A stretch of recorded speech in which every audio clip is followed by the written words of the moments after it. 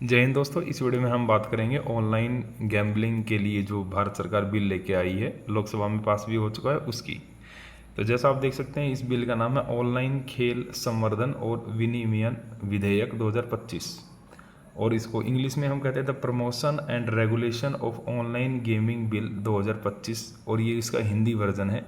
ये original copy है bill की, यानी कि आप देख सकते हैं कि इस बिल के अंदर क्या क्या लिखा हुआ है कि कौन से गेम हटाए जाएंगे, कौन से गेम अभी जारी रहेंगे, और भारत सरकार इसके लिए क्या करेगी। यानी कि इस पूरे बिल के अंदर हम डिटेल से देखेंगे कि ये बिल क्या है, वर्तमान स्थिति में भारत में क्या है इसकी, और विज्ञापन प्रभाव, लाभ, हानि से होने वाले फायदे नुकसान, तकनीकी टेक्निकल पहलू, साइबर सिक्योरिटी आदि को ध्यान में रखकर भारत सरकार क्या कर सकती है। तो मैं सबसे पहले आपको ये सुनिश्चित कर देता हूँ कि ये बिल 19 अगस्त को लोकसभा में पास हो चुका है, जैसा आप देख सकते हैं।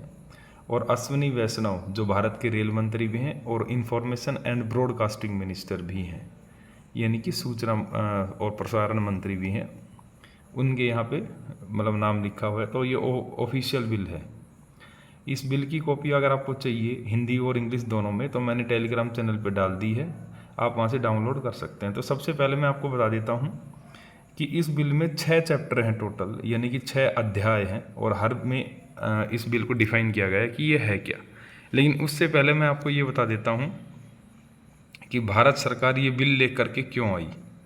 तो इसके लिए एक अलग से क्लोज भारत सरकार ने इसमें जोड़ा हुआ है, जिसका नाम है उद्देश्य और कारणों का कथन, कि इस बिल को लाने का उद्देश्य क्या है और क्या कारण है, यानी कि क्या करेगी सरकार और इसको क्यों लेकर के आए, इस बात को भी स्पष्ट किया गया है इस बिल में। तो पहले हम देखते हैं इसको लेकर आने का उद्देश्य क्या है।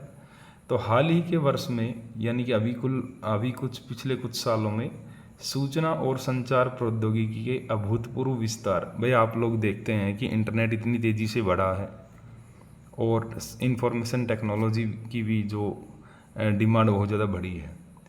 तो जो ये इतनी डिमांड बढ़ी है, इसके परिणाम स्वरूप डिजिटल मनोरंजन, तो हम एक तो एंटरटेनमेंट बहुत ज़्यादा करते हैं, प्रतिस्पर्धात्मक भागीदारी के नए प्रारूपों का प्रादुर्भाव हुआ है। इनमें से प्रमुख रूप से ऑनलाइन खेल का प्रारूप, हम ज़्यादातर गेम ऑनलाइन ही खेलते हैं आजकल। शारीरिक या फिजिकल गेम तो हम खेलने भूल ही गए हैं तकरीबन। तो ये क्रियाकलाप देश के युवाओं के लिए व्यस्त रहने का एक महत्वपूर्ण साधन बन गए हैं। तो सरकार ने खूब विचार विमर्श करने के बाद ये बिल लेके आई है कि आजकल की जो युवा पीढ़ी है वो ऑनलाइन गेम्स में ज़्यादा एंगेज है और बाकी एक्टिविटीज़ में थोड़ा कम। तो इसमें यही बताया गया है। एक तो उद्देश्य ये है। दूसरा उद्देश्य क्या है? दूसरा उद्देश्य ये है कि ऑनलाइन खेल क्षेत्र सृजनात्मक अर्थव्यवस्था के सबसे तेज़ी से बढ़ते घटकों में से एक घटक के रूप में उभरा है। जैसा आप देखते हैं कि बहुत सारे बड़े यूट्यूबर हैं जो गेमिंग करते हैं, तो इसमें कोई दिक्कत नहीं है कि भाई वो अच्छा कमाते हैं, अर्थव्यवस्था में भी थोड़ा बहुत योगदान देते हैं वो। और ये कहता है कि ये नवाचार, रोजगार सृजन, निर्यात उपार्जन में महत्वपूर्ण योगदान भी दे रहा है। भारत के पास कुशल युवा वर्तिकों का एक विशाल समूह, सुदृढ़ तकनीकी क्षमताएं और तेजी से बढ़ता हुआ घरेलू बाजार है, जो एक साथ मिलकर देश को ऑनलाइन खेल की वैश्विक मूल्य श्रृंखला में अग्रणी भूमिका निभाने का अवसर प्रदान करते हैं। यानी कि सरकार ये कह रही है कि आप लोग ऑनलाइन गेम जो खेलते हो उसमें गैम्बलिंग मत करो, आप खेलो लेकिन उसमें अच्छा ही करें, लेकिन पॉजिटिव सेंस में करें। जैसे आपने, हमारे कॉन्स्टिट्यूशन भी स्पष्ट रूप से कहता है कि आप कोई भी काम करें लेकिन कॉन्स्टिट्यूशन का जो बेसिक स्ट्रक्चर है वो चेंज ना हो। तो आप लोग ऑनलाइन गेम खेल लो लेकिन गैम्बलिंग नहीं। जैसे जो आजकल की जो फैंटेसी ऐप्स हैं वो ज़्यादातर ये कहती हैं कि ये तो स्किल गेम है, अपने कौशल दिखाओ और पैसा जीतो, लेकिन ये सब तो कहने की बातें हैं। तो सरकार ने सब कुछ क्लियर किया है इस बिल के अंदर कि कौन सा स्किल गेम है, मतलब कौन से गेम में योग्यता देखी जाती है और कौन सा जो गैम्बलिंग से रिलेटेड है वो। तो नेक्स्ट इसमें कहा है कि वर्तमान में ऑनलाइन खेल क्षेत्र के पारिस्थितिक तंत्र में कई खंड हैं कि वह ऑनलाइन गेम को हम बहुत सिंपली डिफाइन नहीं कर सकते, इसके कई हिस्से हैं। इनमें ई खेल यानी कि ई स्पोर्ट्स, नैतिक खेल सहित ऑनलाइन सामाजिक खेल, शैक्षणिक खेल और ऑनलाइन धनीय खेल सम्मिलित हैं, यानी कि जिनमें पैसा लगता है। यह क्षेत्र रणनीतिक सहायता, समन्वय, क्षमता निर्माण के लिए समर्पित संस्थागत तंत्र के बिना प्रचालित होता है। कह रहा है कि ये जितने भी गेम हैं, इस पैराग्राफ में ये बताया गया है यहाँ तक कि ये जितने भी गेम हैं ये कोई भी इनकी ऑर्गेनाइजेशन नहीं है। अगर मान लीजिए आप गेम खेल रहे हैं और पैसा लगा के खेल रहे हैं और मान लीजिए कोई आप पैसे जीत भी गए और आपको पैसा नहीं मिला, तो उसके लिए आप कोई कार्यवाही नहीं कर सकते, क्योंकि उसके लिए कोई समर्पित संस्था है नहीं।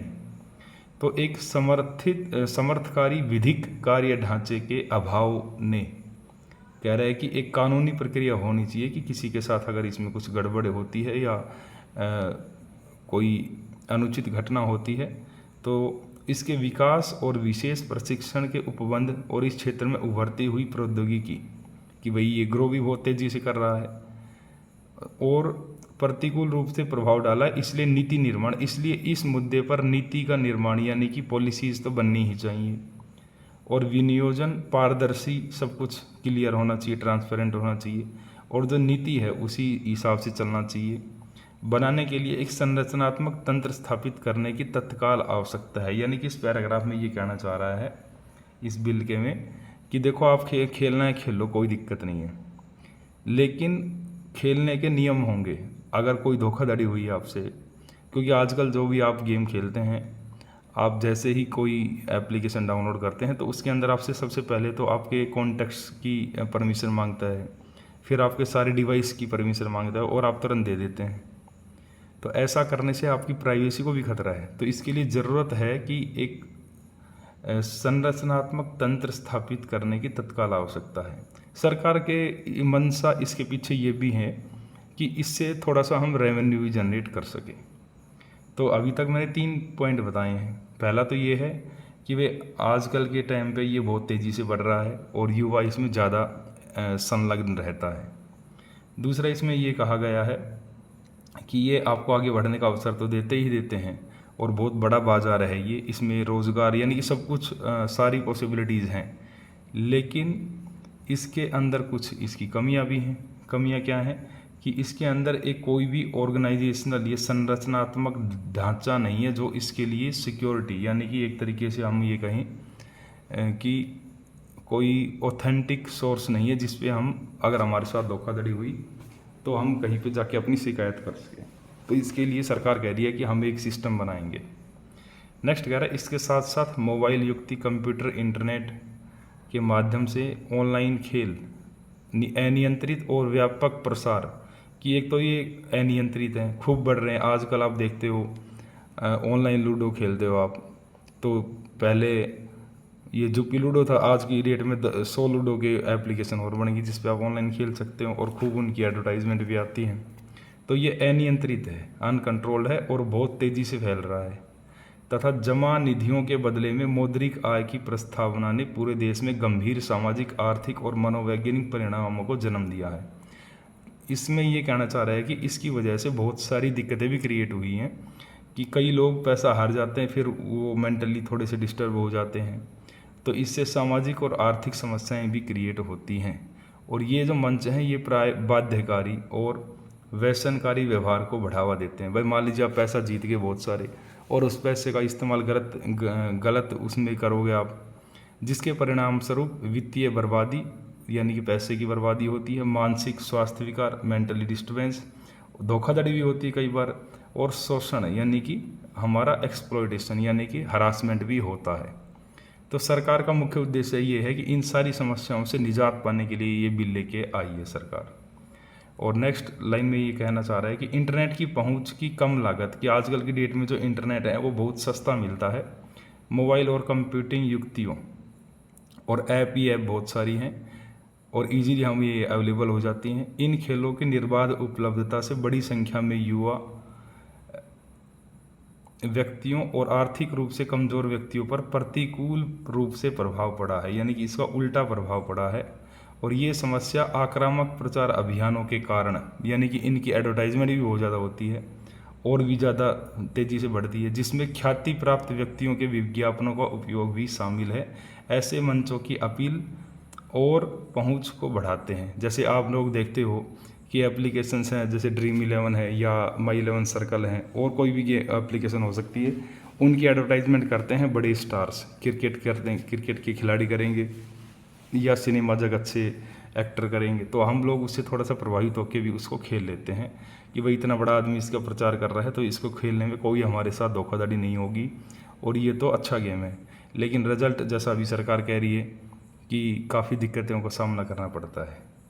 तो कह रहा है कि ऑनलाइन धनीय खेल इस्तेमाल किए जाने वाले एल्गोरिदम, इसमें जो एल्गोरिदम काम करता है वो अस्पष्ट होते हैं, वो क्लियर नहीं होते, और ये उपयोग करता है, यानी कि जो आदमी खेलता है उसको गुप्त रूप से प्रभावित करते हैं और डिजाइन भी कर सकते हैं। जैसे आप लोग फिक्स होते हैं ये, इसमें ये कहना चाह रहा है ये खेल जो बोट्स हैं, बोट्स से अप्राकृतिक अभिकर्ताओं द्वारा भी संचालित किए जाते हैं, यानी कि इसको कोई और भी व्यक्ति चला सकता है जो जिस पे उसका पूरा कंट्रोल होता है गेम का, जिससे निष्पक्षता, यानी कि जो क्लियरली ट्रांसपेरेंसी से नहीं होते और पारदर्शिता से नहीं होते।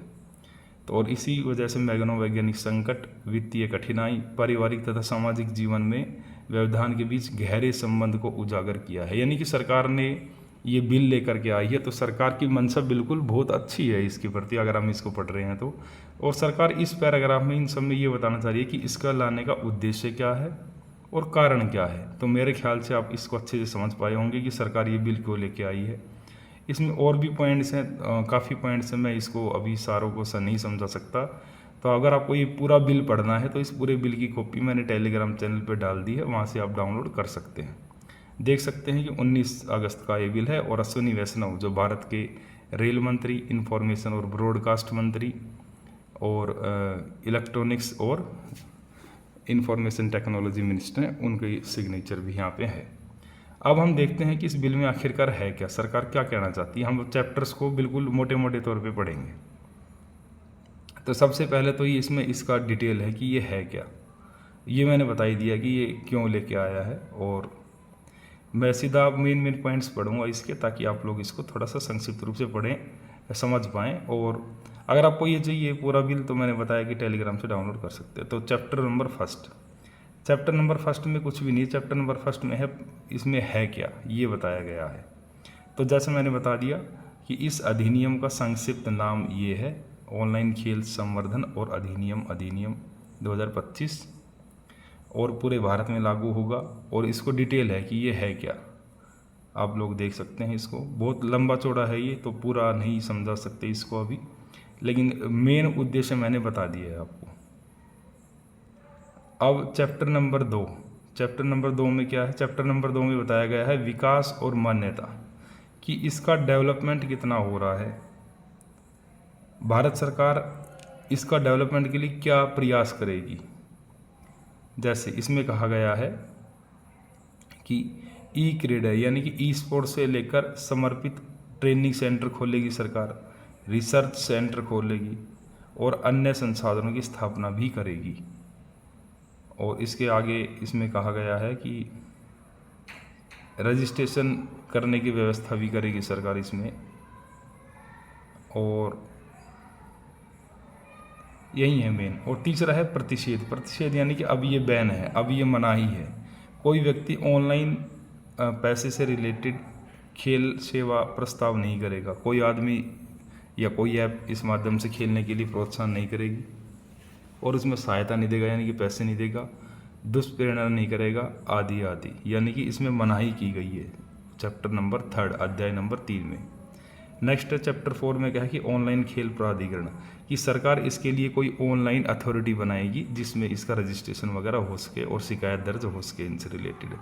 नेक्स्ट है अपराध और सस्तियाँ, यानी कि ऑफेंसेस एंड पेनल्टीज। अगर कोई आदमी खेलता है तो उसको सज़ा मिलेगी और ये एक अपराध है, तो इसमें सज़ा का प्रावधान है, अवधि 3 वर्ष तक हो सकेगी, यानी कि 3 वर्ष या 1 करोड़ रुपए तक का जुर्माना, ये इसमें सज़ा का प्रावधान है। अब नेक्स्ट है चैप्टर नंबर लास्ट, यानी कि 6। इसमें इसके बारे में बताया गया है कि क्या है क्या नहीं है। तो डिटेल सारी मैंने बता दी है। ये बिल है ऑनलाइन गैम्बलिंग बिल। आपको इसकी PDF चाहिए तो मैंने बताया कि टेलीग्राम से डाउनलोड कर सकते हैं। शॉर्ट में मैंने आपको बता दिया है। मिलते हैं नेक्स्ट वीडियो में, तब तक के लिए गुड बाय।